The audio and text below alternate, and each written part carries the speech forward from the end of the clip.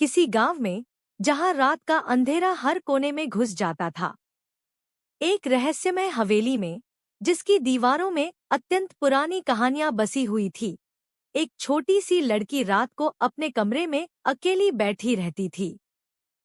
धीरे धीरे उसे महसूस होने लगा कि कुछ अजीब सी हवा उसके बालों को छू रही है। रोजाना की तरह उसने अपनी आंखें बंद की और लोगों की गरजती हंसी सुनने लगी। लेकिन एक रात, जब वह अपने कमरे से बाहर निकली, उसने एक विचित्र रूप में चलने वाली आवाज सुनी। धीरे धीरे वह उस आवाज के पीछे चली गई।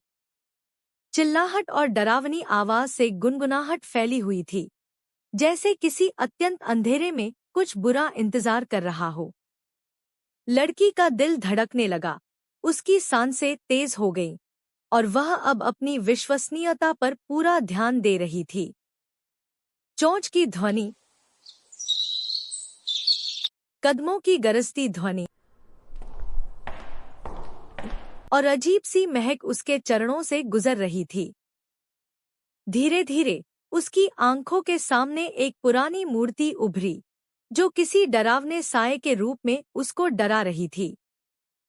भागो! लड़की का मन उससे कह रहा था, जल्दी से भागो, लेकिन उसके पैर जम गए थे, जैसे वह जमीन में प्रवेश करने से डर रही हो।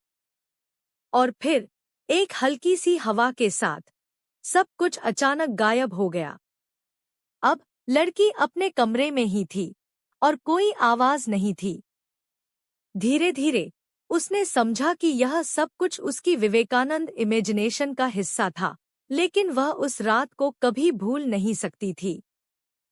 मानो या न मानो, उसने उस घटना के बाद से हमेशा ध्यान रखा कि कुछ अंधेरे कोने में कुछ अजीब हो सकता है।